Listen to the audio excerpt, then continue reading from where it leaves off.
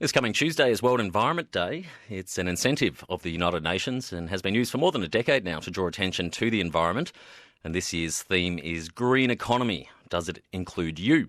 So for some inspiration on how to get good environmental practices and see how they've been applied at a local level and the joys of living in a greener world, I've got Bill Thomas on the line. Bill works at Bentleigh Secondary College in Victoria, where he is the head of the Sustainable Practice Department. He's also a finalist in the United Nations Association of Australia's World Environment Day Awards program in the category of Individual Award for Outstanding Service to the Environment. Good afternoon, Bill. Good afternoon, Al. How are you? I'm very well. Firstly, congratulations on your nomination. Thank you very much. I guess it's a wonderful byproduct of all the amazing work you're doing there at Bentleigh. Well, look, I often say this, Al, the work that we do here is a team approach, and I'm very fortunate to be singled out for this category of award, but none of it's possible unless you've got a very strong and dedicated team behind you, and I'm very lucky to enjoy that. Well, let's start by explaining what exactly your role is at Bentleigh Secondary College.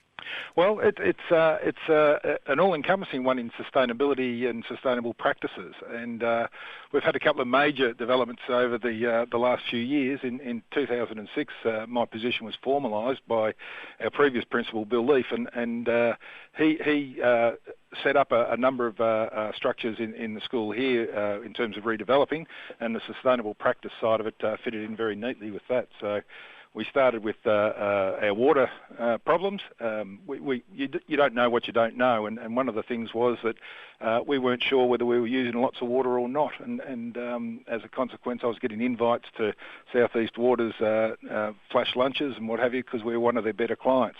We put data loggers on our water meter and found out that we were leaking 6 million litres of water a year. Really? And so we set about, that was our first project, was to reduce our water use, which we did, and we've actually cut it back to about 93% was our best effort from what we were using. Wow. And I don't get the invites to the lunches anymore, Ralph. So it's a small downside for a great gain, but that saved us somewhere between $30,000 and $40,000 in sewage and water charges. So it's significant for a government school to have that extra money to spend on education programs. Yeah, because I guess when we think of secondary schools, we think of lots of buildings, or perhaps some ovals, but Bentleigh looks to be a completely different kettle of fish.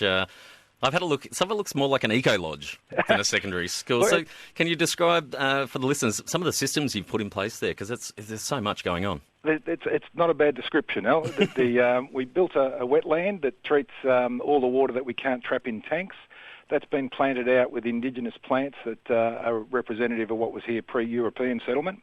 About 6 million litres of water goes through that a year, and we trap that underground and then pump it out under one of our playing fields at about 30 centimetres down, so we don't lose any evaporative losses, and we've got a soft and safe playing surface for our kids.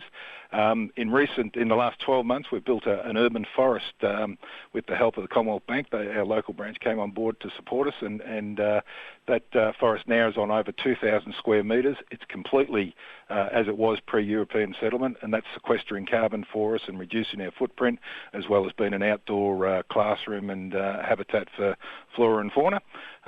We're planning, in fact, we're almost at the stage of turning the first sort of a meditation and Indigenous cultural centre within the wetland precinct. Right. We've had great support from Suitors Architects, who did the design pro bono, and Rotary, and another ex-student who only wants to be named as Nigel. He doesn't want the publicity associated with it, but he's given us half a $22,000 wind turbine to power that particular building, and we're looking for supporters that would like to contribute product or materials to help that dream become a reality. But we've got a relationship with Bentleigh Agricultural College, and their students are designing an Indigenous food garden to go with it. We've just deployed an energy management system which micromanages all the electrical IT components that can be powered by those blue spaghetti cables, and we're pulling out individual watts of electricity in terms of saving, but it adds up quite substantially over a long period. So we built a harvest garden out of recycled toner cartridges that we sent back to a company to remanufacture for us, and it goes on and on. It's amazing. There's no shortage of things that we can do and things that we need to do. We've got to model best practices as much as we can, and I guess be an example not only to our own students but to the wider community that these things can all make a substantial difference.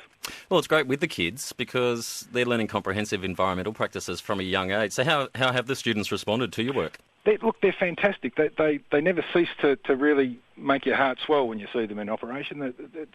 We have a dedicated team of kids that have been on board for a long time now called the Green Machine. They'll take the messages to politicians. We've had Penny Wong come down and have a look at what we're doing, and Tim Holding and various other pollies have been here as well, and they'll take the message to those politicians about what's important to them. They'll also present at conferences to adults and other students, and they're enormously inspirational, and as the younger ones come in, the older ones mentor those, and it's I guess, a succession plan for passing on the knowledge and getting the kids more and more experienced in the things that matter.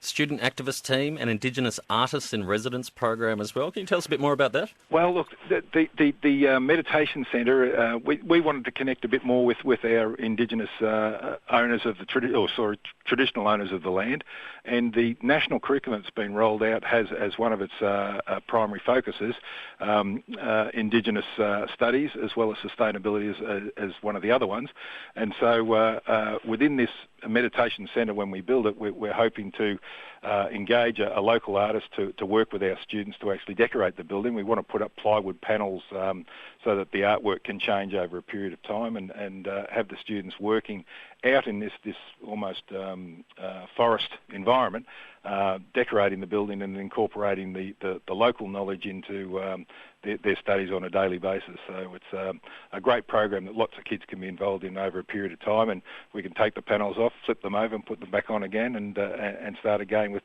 next year's art kids. So we're hoping to have that in place at the start of next year. But again, it depends a little bit on how much support we can garner from the community. We want the community to be involved, and as I say, if the corporate identities want to improve their own sustainability credentials, it's a great way of doing it to invest in schools. They will be their clients eventually anyway, and it's a great way of improving the literacy, sustainable literacy of kids, and seeing that corporate